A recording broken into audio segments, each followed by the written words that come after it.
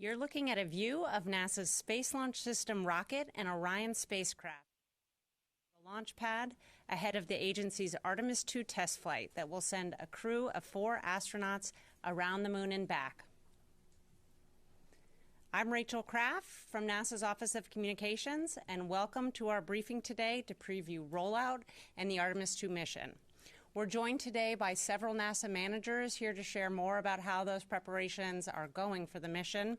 And they are John Honeycutt, Chair of the Artemis II Mission Management Team, Charlie Blackwell Thompson, Artemis Launch Director, Jeff Radigan, Lead Flight Director for Artemis II, Lily Villarreal, Landing and Recovery Director for the mission, and Jacob Bleacher, Chief Exploration Scientist for NASA's Exploration Systems Development Mission Directorate.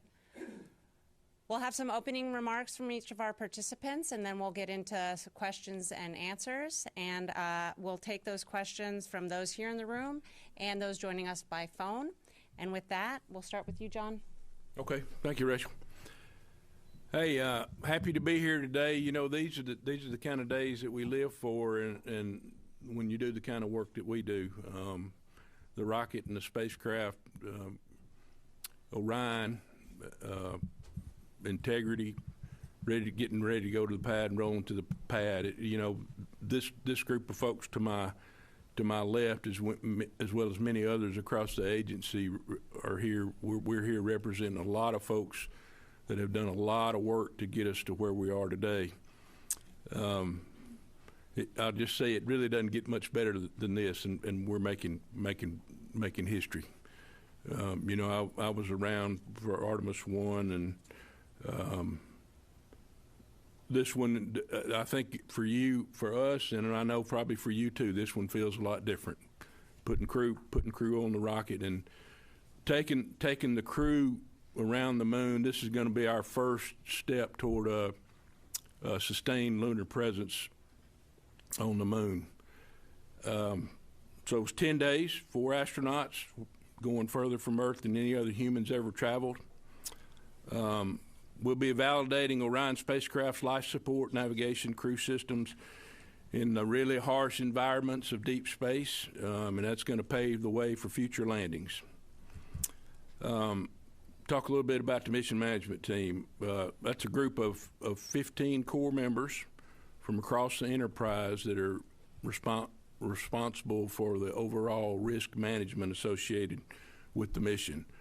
Myself, as well as the members of the mission management team, have taken part in every one of the mission reviews and all the risk assessments that we've done to date so far.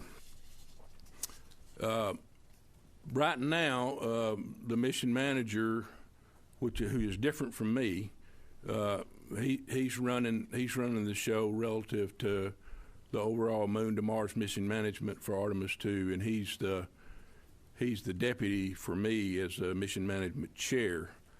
And then when we get to the L-2 day mark, all of his responsibility relative to managing the mission will get turned over to me and the mission management team. Once we're flying, the MMT is going to be providing strategic direction for the operation teams, whether it be Charlie and her team leading up to launch, or Jeff and his team for the in-space operations. Shortly after we launch and get into proximity operations demonstration on launch day, we'll begin to meet daily at JSC throughout the mission. Now, as chair of the MMT, I got one job, and it's a safe return of Reed and Victor and Christina and Jeremy. I consider that a duty and a trust. And it's one I intend to see through. Alongside the MMT Deputy Chair, who I mentioned earlier, and the entire MMT. So to that end, I will tell you, we're going to fly when we're ready. From launch through the mission days to follow, the crew safety is going to be our #1 priority. Thank you. Rachel. Charlie. Hi, well, good morning, everybody. I'm Charlie Blackwell-Thompson. I'm the Artemis Launch Director. It is wonderful to be in this room because when I'm here with all of you, it means that there's a milestone upon us, and we are approaching a big one for us as it relates to Artemis II tomorrow. You can see from the picture that was put up earlier, and I think we have another graphic, all of the platforms in the vehicle assembly building are retracted. We are on track for our rollout tomorrow morning. First motion is planned for 7 a.m., and many of our teams will be coming back in on third shift to make those final preparations and get ready to roll, like I said, at first motion, 7 a.m. Takes us a little while to get out of the building, but about an hour after we get that first motion, you'll begin to see this beautiful vehicle cross over the threshold of the VAB and come outside for the world to have a look. We'll retract the crew access arm. That'll take a little bit of time, about 45 minutes or so. And then we'll pick up and we'll head out on our 4-mile journey to Complex 39B.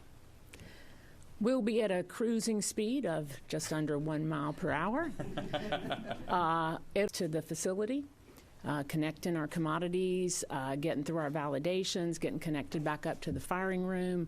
We'll get prepared to power up the elements. We have some crew access arm swings that are going to happen out at the pad. When we first get out there, we've got emergency egress system to configure. We'll get ready for our pad testing, which is called pad PSET. It's a lot of our RF checkouts that we do. And we'll do our booster servicing, and we will get ready for wet dress. We do have a walk down with the crew called CDDT Part 2. It's a walk down of the emergency egress system once it's configured. We'll take care of that somewhere in and around our preps for wet dress is the plan right now based on the crew schedule. In wet dress, we'll fully tank that vehicle. We'll go through all of our tanking ops. We'll go through our day of launch configuration, and provided everything's nominal, the launch director, myself, I'll make the decision to send the closeout crew out to the pad, and we will do the final closeouts for launch. We'll go through our terminal count, and we have a planned cutoff at T-minus 29 seconds. We'll take some time after wet dress. We'll review the data, and then we'll set up for our launch attempt.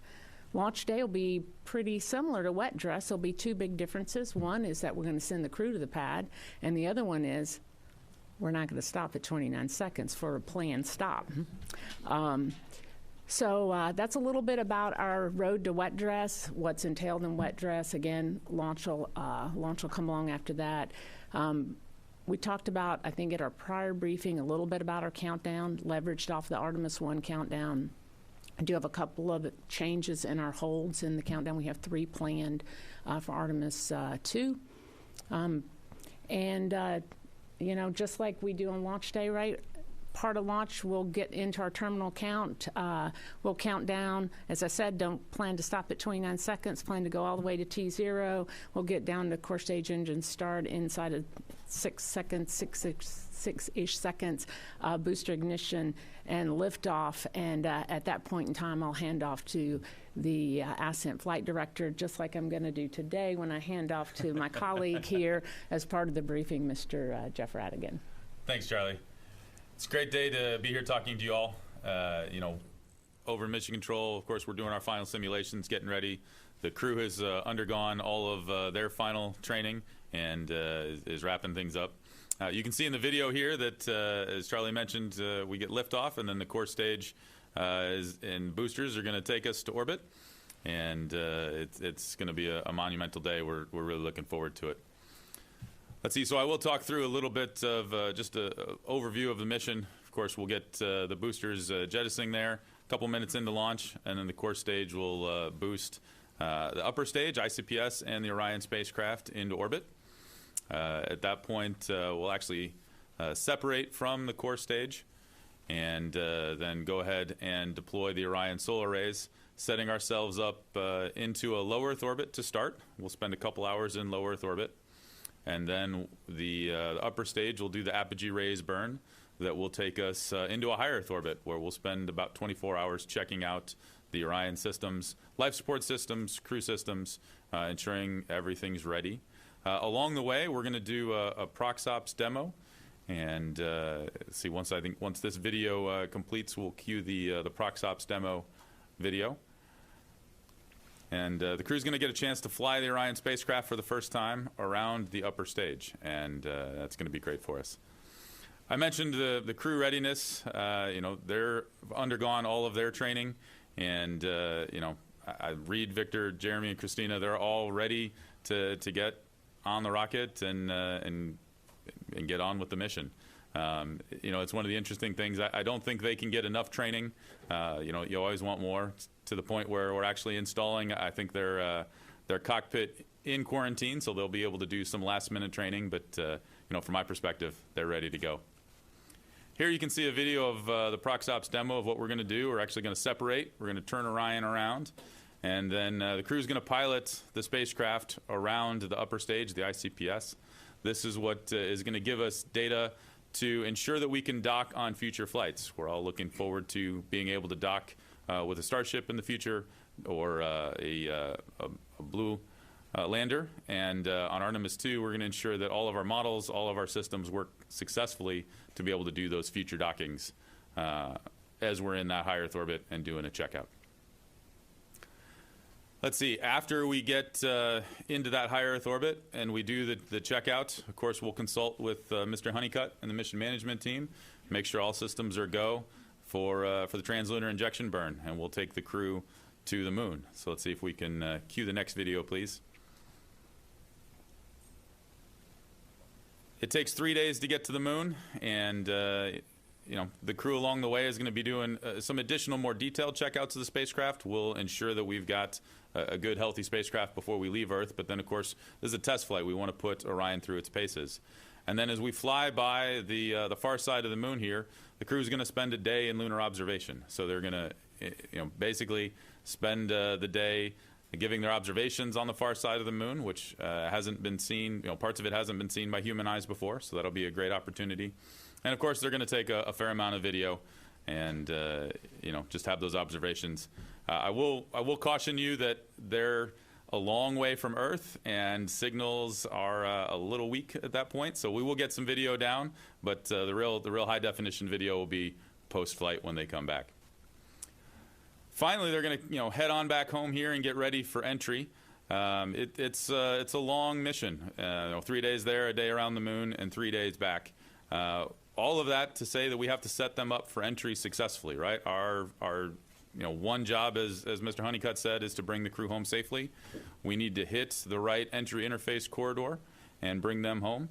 And once we do that, then the Orion will split into two. We'll have the CMA and the service module come off the crew module, which will then come through re-entry.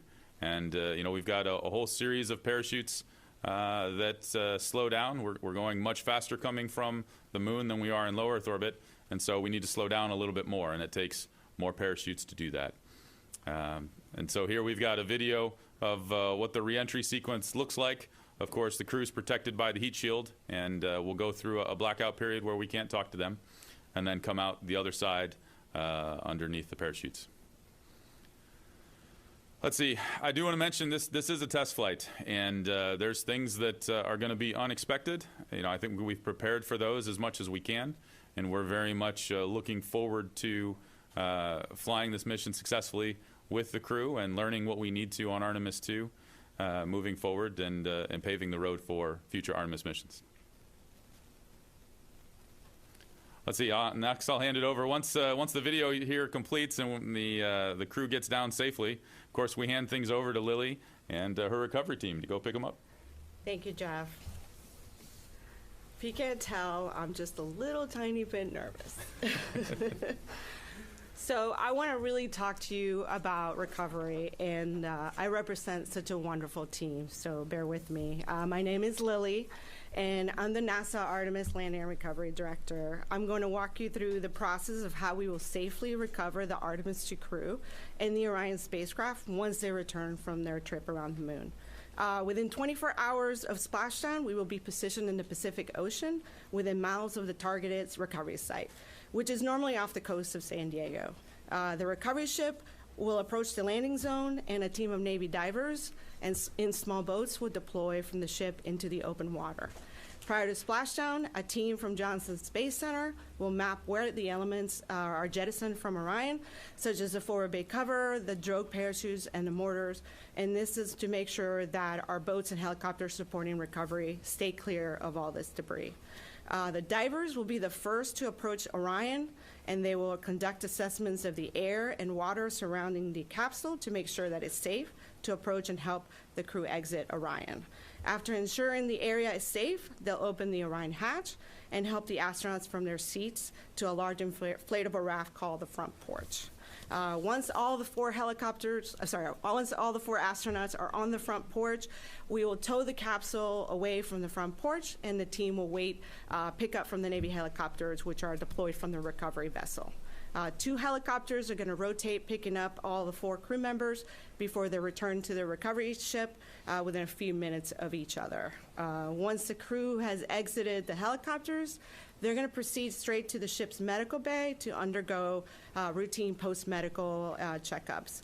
We expect to recover the crew and deliver them to the med bay within 2 hours of splashdown.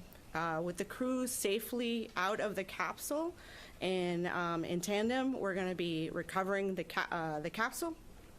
Teams are going to work on towing the Orion into the well deck of the ship, pretty much similar to how we did that during Artemis I. The Navy divers will ensure that a system of lines are connected to the capsule to ensure that we can help tow the Orion vehicle onto the ship. When Orion is close to the ship, an additional line is going to be attached to a pneumatic winch that's inside the ship, and that's how we're going to pull the vehicle into the capsule. Once Orion is safely inside the ship, we will start making our return back to Naval Base San Diego. Depending on our distance or when we land, the Artemis II crew will either fly off the ship back to shore, or they will ride with the recovery vessel back to San Diego. Once we arrive back to shore, the astronauts are going to depart to go to Houston, while the NASA recovery team will complete some post-splashdown processing activities of Orion before we transport it back to Kennedy Space Center. Some of those tasks that we're going to do is perform all the initial assessment of the capsule. We'll remove some science payloads that need to be expedited, returned back to their original NASA center, and then we'll be ready to transport it back. I do want to take a moment to say that we want to thank our partners from the U.S. military who are supporting our Artemis recovery operations. Without them, we really could not have done that, and they have been there with us since the early days of human spaceflight. Our joint NASA, Navy, and Air Force team, we've been training for several years together to ensure we have a seamless recovery of Orion and the Artemis II crew. We had a very successful recovery of the Orion spacecraft during Artemis I, and we feel confident that through our testing and training, along with the Navy and the other collaborations that support us, we will make Artemis II just as successful. Thank you. Awesome. Thanks, and thanks, Lily. And I just wanted to say, you know, being nervous is just one form of extreme excitement, and I hope that you can all tell how excited we are right now. I did want to start by saying what a privilege it is to be here and an honor it is to be a part of the Artemis II team. I want to echo some of John's words earlier. That's not just our colleagues here at this table, but the thousands of people who have worked on Artemis II over the years, including you all. Thank you for being here to help us relay this information and tell this story. I have a song that I like to play often as I approach the VAB, Vehicle Assembly Building, for big events. It's the kind of song that makes the hair stand up on the back of your neck or on your arms. I'll confess I played that song this morning. because this is a very historic moment, an exciting moment. We're rolling out the integrated SLS and Orion for a flight that will carry 4 of our friends, our NASA family members, around the moon and bring them safely back to Earth. Artemis II is a test flight. It truly is exploration. There will be a number of firsts that we'll be proving out on this flight. And I like to say that during exploration, science is our toolbox for survival. With that in mind, I'm excited to present to you our Artemis II integrated research campaign, which involves activities across biology, human research, space weather research, and also some planetary geology. Our integrated campaign is designed to help unlock more time for science on future missions by minimizing crew time spent on other activities and increasing crew and support team efficiency on the science tasks themselves, all while learning how to best thrive in the deep space environment. During this flight, we will learn how the spacecraft behaves. Through our research campaign, we will also learn how we, human beings, behave in that same environment. The combination of these two things will help us optimize our time in future missions. We'll be flying a payload called Avatar, which stands for a Virtual Astronaut Tissue Analog Response. Basically, Avatar enables us to mimic individual astronaut organs, and Artemis II will mark the first time that these types of devices have been tested outside the Van Allen belts or away from the ISS. We will test if we can use these astronaut avatars as tools for measuring and predicting our human response to the deep space stressors. To evaluate this, scientists will compare avatar data with space station findings we've already collected, as well as with samples taken from our crew both before and after the flight. For NASA, Avatar could help inform measures to ensure crew health on future deep space missions, including personalizing medical kits for each astronaut. For citizens here on Earth, it could lead to advancements in individualized treatments for diseases such as cancer. We'll also be flying an activity called Archer, Artemis Research for Crew Health and Readiness. For the Archer study, crew members will wear movement and sleep monitors called actigraphy devices before, during, and after the mission. These wristband monitors will enable us to study real-time health and behavioral information for the crew members and help scientists study how crew members' sleep and activity patterns are affected and how overall health and performance is affected. The study will evaluate how our crew members perform individually, as a team throughout the mission, including how easily they can move around within the confined space of their capsule. We'll also measure a set of immune biomarkers. For the immune biomarker study, crew members will supply saliva samples through the flight, and they have done so on Earth and will do so when they return for comparison. Scientists will gain insights into how the astronauts' immune systems are affected by the increased stressors of the radiation environment, isolation, and distance away from Earth during deep space flights. We'll also extend a set of ISS activities to the moon called Spaceflight Standard Measures. Astronauts will collect a set of measurements spanning multiple physiological systems to provide a comprehensive snapshot of how spaceflight affects the human body. We will conduct also physiological assessments, including testing their head, eye, and body movements before, during, and after the spaceflight, and that will be compared with blood samples that are taken before and after the flight as well.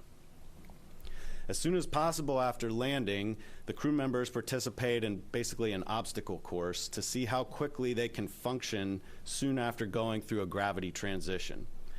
A few days later, they'll conduct a simulated spacewalk, and we'll do various tasks in a pressurized spacesuit again to investigate how quickly, again, they can adapt to that change in gravity. That prepares us for landing on the moon and eventually down the road going to destinations such as Mars. During the flight, we will make measurements with a suite of radiation sensors. You may remember that we've did something similar during Artemis I. Crew members will keep detectors in their pockets of their suits so that we can measure their individual exposure in real time during the flight. 2 other sets of sensors will also be placed in Orion. One will monitor radiation at different shielding locations in the spacecraft so that we can gain a better understanding of what the radiation protection does for our crew members on board. We will also be partnering with the Germany Aerospace Agency, or DLR, to provide sensors similar to what they provided during Artemis I. And the crew will deploy these around the Orion, again, to give us a comprehensive view of that radiation environment. Last but not least, a very exciting aspect to it is the ability to observe the moon. So you've heard a little bit about that already, and if we could cue up our first image here. Our crew will take time to observe the moon as they pass around the far side of the moon. Far side is the side of the moon that we never see from here on Earth. The moon will look about like holding a basketball at arm's length to them from the Orion. And if we could cue up the second image as well now, just to give another look here. Depending on when the mission launches and the final flight path, it's possible they'll see parts of the moon that have never been viewed by human eyes. All of the Apollo missions launched for the landing to occur in the early lunar morning. A lunar day includes 14 days of sunlight, 14 days of darkness. So basically, the crew that were flying around the moon all saw the same lighting conditions. So this could be a very unique opportunity to see the moon. We'll be asking them to look for things like albedo differences, variations in the grayscale that human eyes really can detect. In addition to their observations, which they'll be communicating back to the Earth, our science support teams will conduct their own test flight of a sort here on the ground, testing out how our support teams work to make sure that we can best support them when they actually go land on the moon during Artemis III and beyond. One last piece to our Artemis II science activities includes the deployment of 4 international CubeSats. Could we go ahead and cue up that image? Artemis II mission has provided us with the opportunity to deploy 4 CubeSats. Those are basically shoebox-sized payloads that essentially act as their own spacecraft once we deploy them. Our partners in Argentina, Germany, Korea, and Saudi Arabia are all partnering with NASA to take advantage of the opportunity that we have with Artemis to fly their own CubeSats. Each has its own objectives, but in general, all of the CubeSats are conducting complementary space weather measurements to the types of research that NASA's doing. So we're excited to provide this opportunity to our partners as we lead the way in space exploration and exploration of the moon. So real quick to conclude here, our integrated research campaign for Artemis II builds upon what we learned in Artemis I, and it sets the stage for successful exploration of the moon and ultimately onto Mars.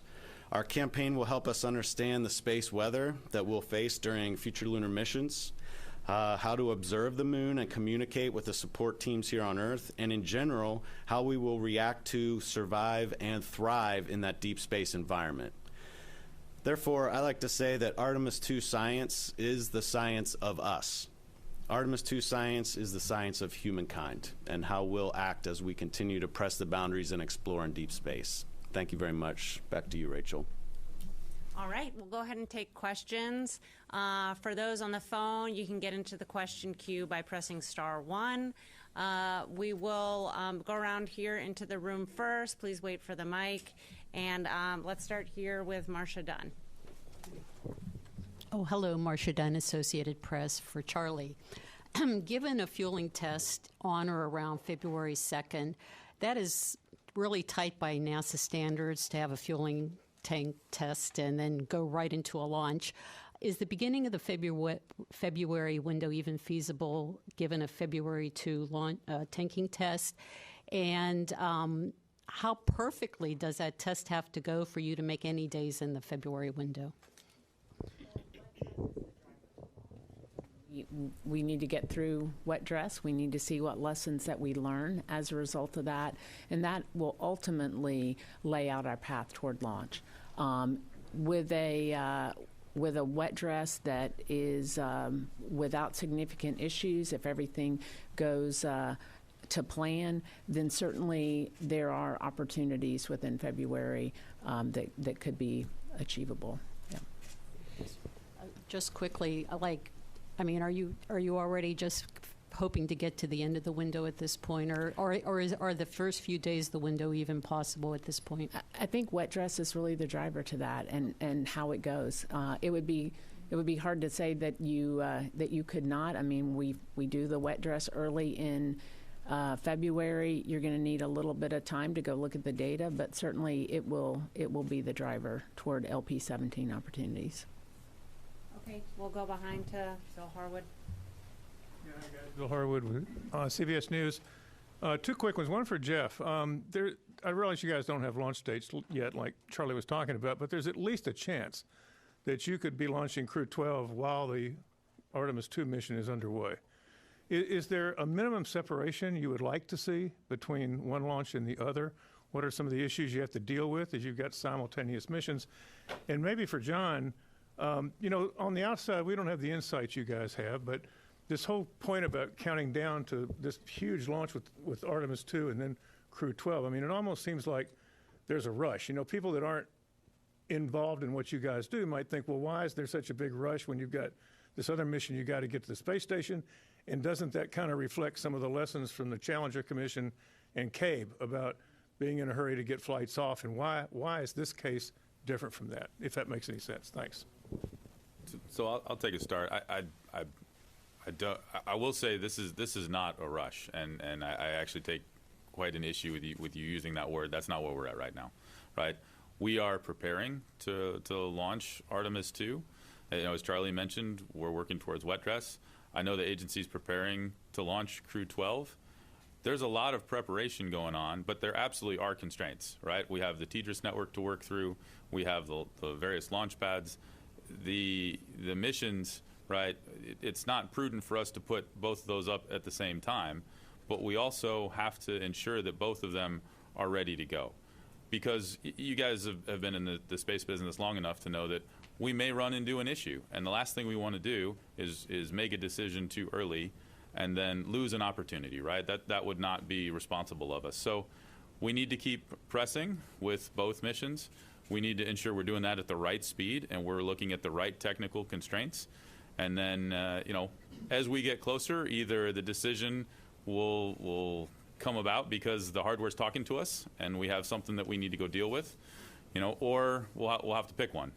But that doesn't mean we should stop preparing for either mission right now, but we need to do that at the right pace. Let me address the second part of Bill's question.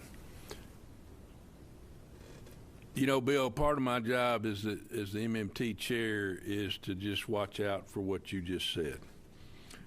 We go through numerous training simulations with Charlie and her team, with Jeff and his team. And I think I've got a good eye for launch fever. And I think I've used that probably more than I would like to during some of these simulations, because I sense that some of the team needs to take it as a learning opportunity. So with that said, the agency's looking at when to launch the next crew to station, and we're going to do our job to be ready to go fly. And I'll reiterate what I said in my opening remarks. I'm not going to tell the agency that I'm ready to go fly until I think we're ready to go fly. Now, it's not totally my decision, but I'll have an input up through my boss. Okay, we'll go here in the front. For John and Charlie, I'm James from Channel 6, our local reporter. So building off of Marcia's question, Artemis I took 8 months from rollout to launch. So could you talk about the lessons you learned the first time through this process that makes you confident that February could be feasible? I can certainly talk about the lessons that we learned during Artemis I launch campaign, wet dress and launch campaign. One of the things that we learned and we worked our way through was, first off, it was a brand new vehicle.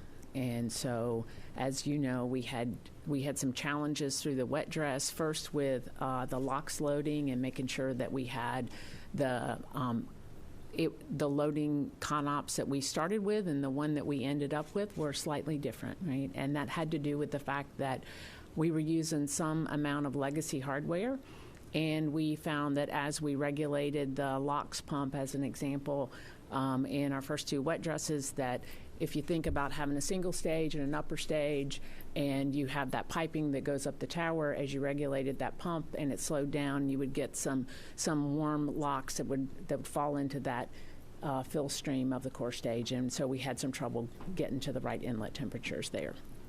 Took us a couple of tries to figure that out. Then during wet dress 3, we had some issues with some hydrogen leaks, right? Hydrogen leaks. So we worked our way through that. We made some modifications to our ground plates. We changed our the way in which we loaded hydrogen, and we got through our wet dress campaign, and then we had a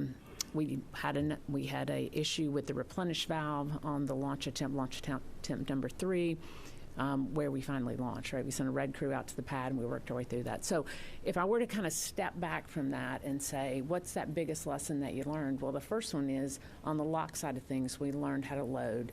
We learned how to change our CONOPS for that. We're utilizing the same CONOPS. Once we made those changes and we worked our way through launch countdown attempt number 1, and number 3, we used that same philosophy and CONOPS for Artemis I. It worked successfully, and that's what we plan to use again. So that was a big lesson learned. The other lesson learned on the hydrogen side of things, we made some changes to that interface between the flight plate and the ground plate. We made some changes during our Artemis I campaign to improve that so that we did not have leaks where you have the flex hoses and the connections on the back of the plate. We saw very good performance during the launch countdown number 3 for that. The interface between what we call the cavity, where those plates come together, we saw some hydrogen leaks there. We learned that the way in which we loaded and the flow rates, the temperatures, the pressures have a whole lot to do with the leakage that we saw within the cavity. And so we modified that, and we were able to manage that through launch countdown number 3. We had the issue with the replenish valve.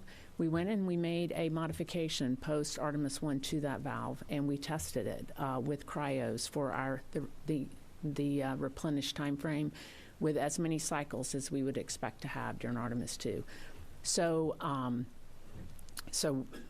why do we think that we'll be successful in Artemis II? It's the lessons that we learned, right? Artemis I was a test flight, and we learned a lot during that campaign getting to launch.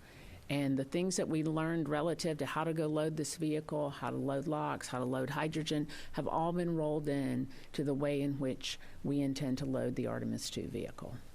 Now, what's new, right, for Artemis II? Well, Orion's got some new systems on board. They've got a new ECLS system. We've got the crew interface piece of this, and we have tested those things offline to ensure that, they're not influenced by the cryogenic environment of tanking, but they are used in day of launch, and they have to be used in accordance with our launch countdown and that critical timing. And so we've gone through and we've done a countdown demonstration test. We did a suited crew test before we even got to the VAB. And so we've taken this incremental approach to the testing for the new systems. And so I believe that we'll be ready for wet dress. Again, we'll see. This is our second hardware build for the core stage, so we'll see how it performs. We don't have the benefit of a green run, but we believe all of the lessons that we've learned from Artemis I, we have used that countdown and that philosophy as our building blocks for Artemis II. Okay, we'll actually go to a couple of questions from the phone. We'll start with Lauren Grush of Bloomberg. Hi, thank you so much for taking my question. I'm just wondering if you could maybe walk us through the major technical checkouts that will need to take place once you get to the launch pad ahead of the wet dress rehearsal. And is there anything that you're keeping an eye on that you think could have a significant impact on the schedule, or is everything moving as smoothly as you'd like leading up to now? So I'll take that one. The things that happen once we get to the pad. One of the first things that happens after we get to the pad, we get connected, is we'll do some crew access arm swings. That is about a day or so after we get there. Of course, the first part after we get to the pad is just getting all the connections, all the validations, getting tied back to the firing room, getting ready to power up the individual elements. And so that is something that, you know, you never want to say that's something that is routine, because you can have hardware that fails at any time. But I would say that's something that we did a number of times through Artemis I. There are not substantial changes to that. We will get into our crew module work. There is some unique work that we did not have to do during Artemis I because we didn't have all of the crew systems. We have late stow. We have other things that we have to do. We're going to power everything up, all the elements. We'll get into pad PSET. Mostly RF testing there. We've tested all these systems in the vehicle assembly building, but it's not in the RF environment of the pad. And so we'll go through and we'll do all of that checkout.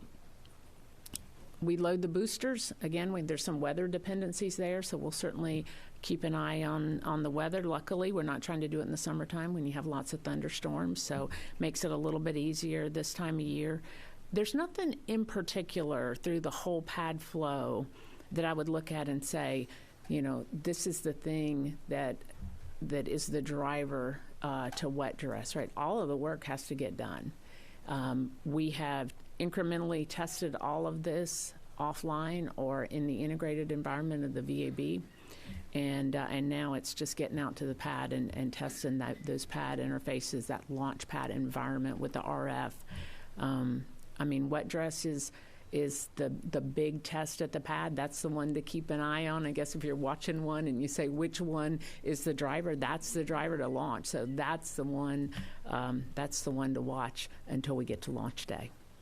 Okay, we'll take another question from the phone, and then we'll come back here into the room. Next, we have Jackie Waddles with CNN. Hi, folks. Thanks so much for doing this. So question for Mr. Honeycutt on the heat shield. I was curious, do you expect the heat shield to play a big role in flight readiness review or this risk assessment? Where do you personally stand on that? And then kind of on that line of thinking, just for clarity, who exactly is giving the final go for launch? Like, does this need to be a unanimous decision within the MMT, or do Jared or Amit have final say? Just some insight into that process would be wonderful. Thanks so much. Yeah, so for the second question, Charlie does her poll, and I'm part of that poll. So I'm a small piece of that, and I do not have to have consensus from the MMT to make my decision relative to giving her my go or no go. I would like to have consensus. I'll tell you, a lot of times in our sims, we have complicated problems that aren't black or white, and so we do have varied opinions across the team. But at the end of the day, it's up to me to manage the decision that we make and send it forward to Charlie. Relative to the heat shield, we started that work back when I had my old job, before I got this job, and so I was paying attention to it then, but even more so now. We're changing, and I'm going to pass it to Jeff on this in just a minute, but just from my perspective, I think we've done the work, the analysis and the testing to show that we're in good shape for the mission profile that Jeff and his team have planned. You want to add anything, Jeff? So what I'll say is, through the testing that we've done after Artemis I and the work that we've done here on the ground, we understand the limitations of the heat shield on Artemis II, and it's incumbent upon us to fly within those limitations. So things that we've changed, right? We've changed the entry profile so that we're flying a profile that the heat shield can handle, and we're also ensuring that we launch on a day where the demands of the heat shield are lower. And so, really that turns into a range requirement to fly, not the 4,000 miles of entry that we flew on Artemis I, but the 1,775 miles of entry that we're flying on Artemis II. And so, the heat shield, yes, we understand there's some limitations with it, and so from a mission design perspective, we're making sure that we fly within those limitations, and that's how we're going to keep the crew safe. We're going to make sure that we're staying within the bounds of the hardware, and I think as John mentioned, the heat shield is being I don't want to say redesigned, but it's being updated for Artemis III to try and get back to that longer range requirement that we'll be able to meet for those future Artemis missions. But for Artemis II, of course, we've got that lower range, which is why we have fewer launch opportunities. That we're making Charlie's life a little bit harder by not having as many days we can launch on. But that's the right thing to do to keep our crew safe. Okay, let's go here to Irene. Thanks very much. Irene Klotz with Aviation Week in Space Technology. For Jeff and then also for John, obviously you hope to not test the launch abort system, but in case it is needed, could you kind of run through some of those scenarios and what you've trained for, what is kind of possible, what is still like areas that perhaps are not covered? And for John, what's the overall risk for this mission for the crew, and is it that risk still more for launch, or at this point is reentry equal or greater risk? Thanks. I'll answer the second part now. Anytime you got this much energy that you're putting into a system like this and a lot of dynamic events, there is some risk. It's our job to either understand those risks and make sure that we've mitigated those in a way that we feel comfortable with and we can execute the mission. As Jeff said, though, this is a first time with crew. There's been some. We're flying a lot of new pieces to the configuration this time. All that's gone through all the reviews. All those need to work. Jeff and his team done an outstanding job developing flight rules that give us the ability to respond quickly to any kind of off-nominal situations once we leave the launch pad and then get into the mission. And then, as Jeff mentioned a minute ago, the dynamic event of hitting the entry interface and then coming back into the Earth's atmosphere is obviously one that's where you put a lot more energy into the system. So, I would say I don't prioritize either one of those over the other one, but from an overall perspective, that's just part of cheating gravity. Jeff. So as far as launch aborts, right, we've got abort coverage, from pre-launch there when the capsule's on the pad, all the way through, core stage flight. If we were to have an issue, and obviously you're right, we don't want to have one, but if we did have one that would require the crew to take the last abort, that is an option to them the whole way through until we jettison the last. After we jettison the last, at that point, we still have aborts where Orion would separate from the ICPS and then use the Orion engines actually to perform the aborts off of the core stage. And so it's really set up such that they always have an abort option.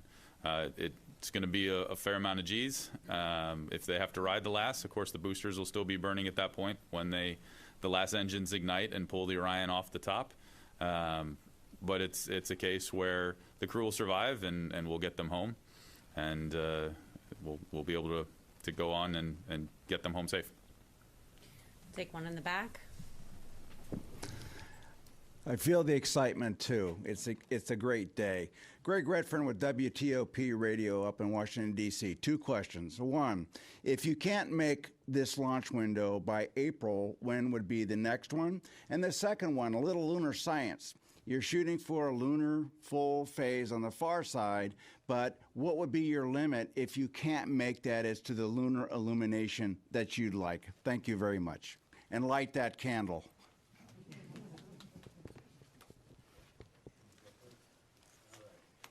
For the lunar science, I'll say that the lighting conditions on the far side of the moon are not going to be criteria for determining when we launch. So what we have done is make sure that the astronauts are trained to provide us with observations regardless of the lighting environment. Now, I will say they have probably pretty much looked through what the options might look like, and they probably have their favorite. But again, we're going to launch when it's safe and we're ready, and we're going to do the best science that we can under those conditions. All right, and so with respect to launch periods, rolling out, when we roll out, as you know, we do not have full access to everything at the pad. But one of the new capabilities that we did add for Artemis II is something called contingency pad access. And what that allows us to do is to go in and do a retest. It's an abbreviated retest of the flight termination system, and that plays into that 28 and 35-day requirement that we have with the range. So unlike Artemis I, where we rolled out and we had a single month of opportunity and you had to come back to the VAB to retest the FTS system, we actually have a new capability for Artemis II that allows us to stay out at the pad for 2 launch periods. So we can retest that, and you get 2 launch periods when you go out. Now, that is saying that if you don't have some issue come up, that you require rollback for.